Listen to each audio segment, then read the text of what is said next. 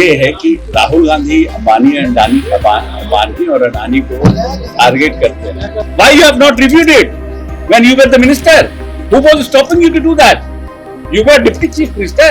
चीज को वो गलत ही दिखता है और जो अच्छे देश से दिखता है उसको चीज अच्छा लगता है. कि बिहार के विकास के लिए मुख्यमंत्री इतना हम्बल है कि हाथ भी जोड़ रहे पदाधिकारी को कि जल्दी मेरी बात सुनिए. उन्हें संवेदनशील व्यक्ति है और उनका सिर्फ और सिर्फ जीवन का एक ही मकसद है कि मेरा बिहार कैसे आगे बढ़े, कि इस पुलों को रक्षित करने के लिए इस पुलों की स्थिति और फर्दर मजबूत हो और प्रदेश की जनता को कोई प्रॉब्लम नहीं हो. हमने प्रति व्यक्ति औसत को 4.5 रुपया से 11-11.5 रुपया लाया.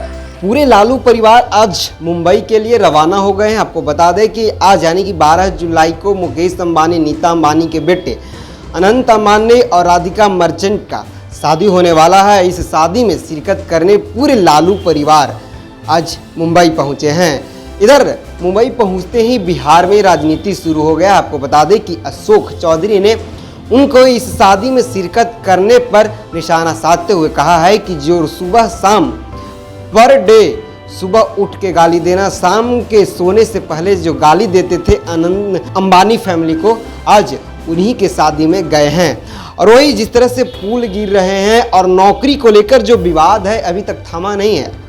आज मंत्री अशोक चौधरी ने बहुत बड़े बयान दे दिया है. क्या कुछ कह रहे हैं पर उनकी बातों को सुनिए. और वो लंबे समय तक बिहार के मुख्यमंत्री रहे तो उनसे तो संबंध होगा, उनको बुलाया गया. अच्छा, तेजस्वी अपना फेसबुक पर लिखते हैं. लेकिन ये है कि राहुल गांधी अंबानी और अडानी को टारगेट करते हैं. तेजस्वी भी करते हैं सर. और ये लोग भी अपने भाषण में बात को यूज करते हैं. तो कथनी और करनी में फर्क है. सर, तेजस्वी अपना फेसबुक पर लिखते हैं, इस तरह से अधिकारियों के पैर छू रहे हैं, जब हाथ पैर जोड़ देते हैं अधिकारियों के आगे. तो ये क्या दिखा था? सबसे बेबस मुख्यमंत्री. देखिए, एक तो है कि पैर छूते नहीं. उन्होंने कहा कि कहिए तो आपका हम पैर पकड़ लें. आज किसके लिए? सामने खुद जमीन बनाने के लिए, धन बनाने के लिए, कि प्रदेश के विकास के लिए. जिस काम को वो लोग 6 महीना कह रहे हैं, मुख्यमंत्री उसको कह रहे हैं 4 महीने. कि आपने 4 महीना का हमें कमिटमेंट दिया था, आज आप 6 महीना कह रहे हैं. तो कहिए तो हम आपका पैर पकड़ लें. बात आप लोग मेरा नहीं सुन रहे. ये तो हम्बलनेस है ना, ये तो उदारता है. जिस व्यक्ति ने 18 साल तक इस प्रदेश को आगे बढ़ाने का काम किया, वो व्यक्ति आज कह रहा है कि नहीं 6 महीना 4 महीना में करिए. इसमें कौन सी बड़ी बात है? हर चीज को देखने का अलग अलग पैमाना होता है. जो गलत ध्येय से देखता है कोई चीजों को, उस चीज को वो गलत ही दिखता है. और जो अच्छे ध्येय से देखता है उसको चीज अच्छा लगता है. कि बिहार के विकास के लिए मुख्यमंत्री इतना हम्बल है कि हाथ भी जोड़ रहे पदाधिकारी को कि जल्दी मेरी बात सुनिए. मुख्यमंत्री के पास क्या अधिकार की कमी हो गई है? बेबस हो गए हैं. बेबस किस तरह का बेबस? अगर हम आपसे प्यार से बात करते थे, इसका मतलब हम पत्रकार से बहुत दोस्ती हो गई हमारी आपसे. अरे ये तो आदमी का अपना अपना स्वभाव है कि कैसे वो काम कराना चाहता है. सर, मुजफ्फरपुर कलेक्टर ऑफिस में एक पीड़ित ने आत्मदाह कर लिया, जिसकी मौत भी हो गई. बिहार सरकार के पूर्व मंत्री इजराइल मसूदी ने अफसरशाही के खिलाफ अपना आवाज बुलंद किया और कहा है कि बिहार में अफसरशाही चरम सीमा पर पहुंच गई है. अधिकारी रिश्वत लेने पर काम नहीं कर रहे. लेकिन देखिए, 2 अलग अलग बात है. ये तो विपक्ष का अपना तरीका है बोलने का, बयान देने का. लेकिन अगर कलेक्टर ऑफिस के आगे किसी ने आत्मदाह कर लिया और उसकी मौत हो गई, तो ये बड़ा ही संवेदनशील मामला है. और वहां पे जो लोग मौजूद थे उनको किसी भी तरह के इस तरह के कार्यों को रोकने का प्रयास करना चाहिए. और अगर उन्होंने ये संवेदनशीलता नहीं दिखाई तो ये एक गंभीर मामला है. और जहां तक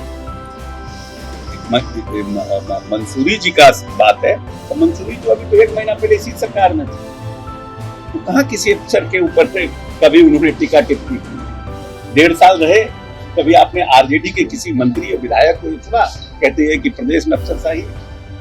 जब भारतीय जनता पार्टी के लोग ये प्रश्न उठाते थे तो सबसे पहले डिफेंड के लिए यही लोग आते थे.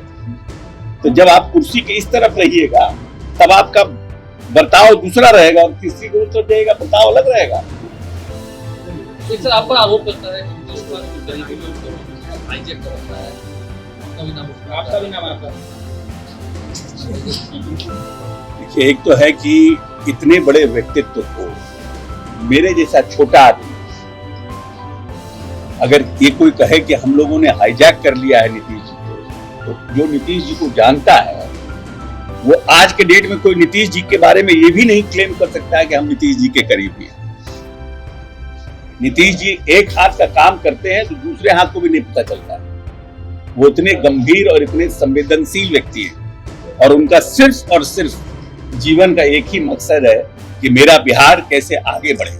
इसके अलावा माननीय नेता को ना अशोक चौधरी से मतलब है, न ललन सिंह से मतलब है, न संजय झा से मतलब है, न विजय चौधरी से मतलब है, न हमारे प्रदेश अध्यक्ष जो है कुशवाहा जी उनसे मतलब है। मतलब सिर्फ है कि मेरे बिहार के विकास में कौन हमारा साथ दे सकता आगे ले जाने के लिए। इसके अलावा नीतीश कुमार को कोई मतलब नहीं। सर, राजद ने एक वीडियो जारी किया है जिसमें बिहार में जो तमाम पुल गिरे हैं उस पर एक वीडियो बनाया है और कहा है कि किस तरह से जो है अच्छा, एक बात आप बताइए कि 18 महीने तक ये विभाग माननीय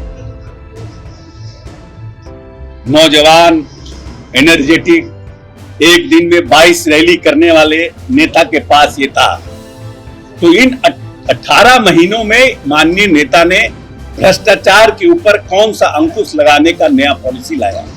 अगर इनको लगता था कि ये भ्रष्टाचार है। दूसरी बात कि इस पुलों को रक्षित करने के लिए, इस पुलों की स्थिति और फर्दर मजबूत हो और प्रदेश की जनता को कोई प्रॉब्लम नहीं हो, समस्या नहीं हो, इसके लिए इन्होंने कौन सी बैठक की थी? आप तो जो स्थिति थी उसी स्थिति को चलने दिए। अगर कोई समस्या थी भी तो आपको प्रश्न उठाने का कोई अधिकार नहीं है। पहली बात, आप कहते हैं कि ये विभाग 18 साल से जेडीयू के पास था, तो माननीय नेता ने 2.5 लाख से ऊपर पुल का निर्माण कराया है। 2.5 लाख से ऊपर पुल का निर्माण हुआ, कौन सा पुल गिर गया? अगर एक आध पुल गिरा है उस पर कार्रवाई हो रही है, इंजीनियर सस्पेंड हुए हैं, आईआईटी की टीम आई है, एसओपी की जांच कर रही है, जो उसमें अभियंता संलिप्त होंगे उनको नौकरी से बर्खास्त करेंगे। हम बार बार चिल्ला चिल्ला के कह रहे हैं, और हम क्या कर सकते हैं? और हमारा अभी आए हुए मात्र हमारे पास 22 दिन हुआ है। 8 जून तक हमारा कोड ऑफ कंडक्ट लागू था। आप सोच लीजिए कि 8 जून के बाद जिस दिन ओथ लिए हैं, मॉडल कोड ऑफ कंडक्ट लागू, अभी 8 तारीख को मॉडल कोड ऑफ कंडक्ट खत्म हुआ है। तो हमारा जो हमारे पास विभाग आया जेडीयू के पास, अभी हम क्या कर सकते हैं? और उसके बाद जैसे आया बाढ़ का पानी हुआ, पुलिया धंसने लगे। जो पुलिया भी गिर रहा है वो एमपी लेड फंड का 11 साल पुराना है। कोई प्रभुनाथ सिंह द्वारा बनाया गया था, कोई तस्लीमुद्दीन जी द्वारा बनाया गया था, कोई किसी और एमपी के द्वारा बनाया गया था। उन सब का आप सबमिशन करके एक परसेप्शन बनाने की कोशिश कर रहे हैं प्रदेश में कि भाई पुल और पुलिया जो 18 दिन में 18 गिर गए। What new policy you have introduced in the department? Why you have not reviewed it when you were the minister? Who was stopping you to do that? You were deputy chief minister. You were the partner of this coalition. Why you have not done it?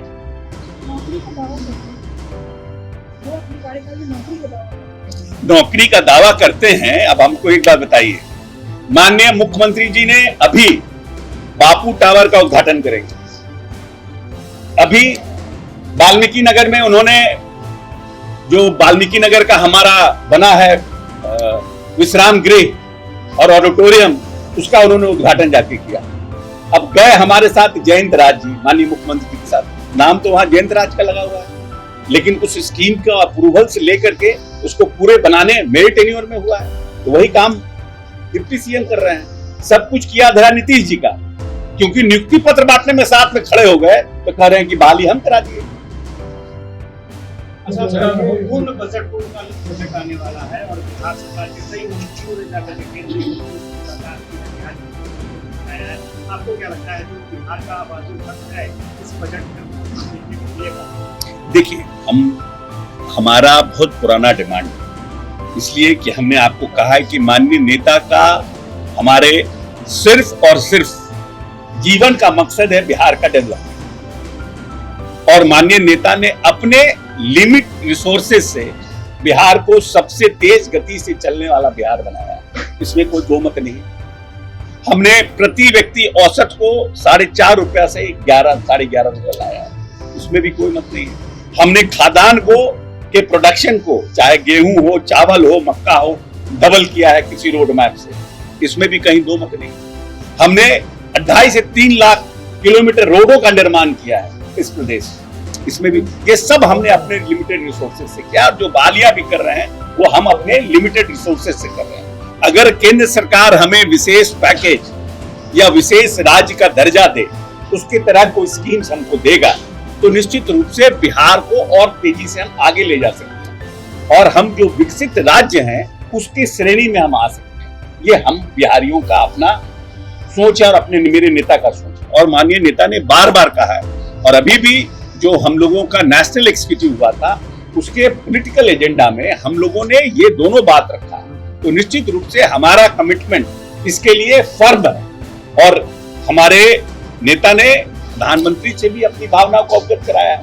तो निश्चित रूप से आने वाले भी budget में और आने वाले समय के बजट में निश्चित रूप से बिहार को कुछ न कुछ विशेष का उम्मीद हम लगाए। सर, आंध्र प्रदेश में 65,000 करोड़ का प्रोजेक्ट मिल रहा है।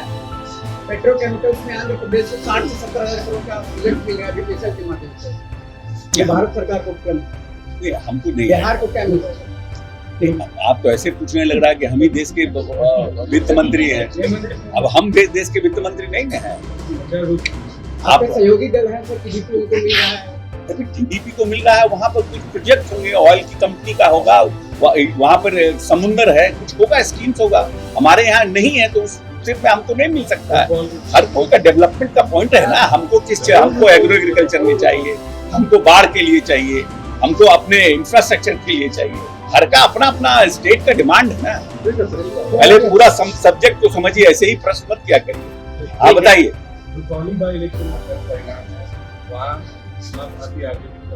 पार्टी को कैंडिडेट कालाधार मंडल किस तरीके का माहौल है, हेमा भारती ने जीत का दावा किया है। देखिए ऐसा है, अब इसका तो कल क्या होगा इसका तो कोई नहीं जानता।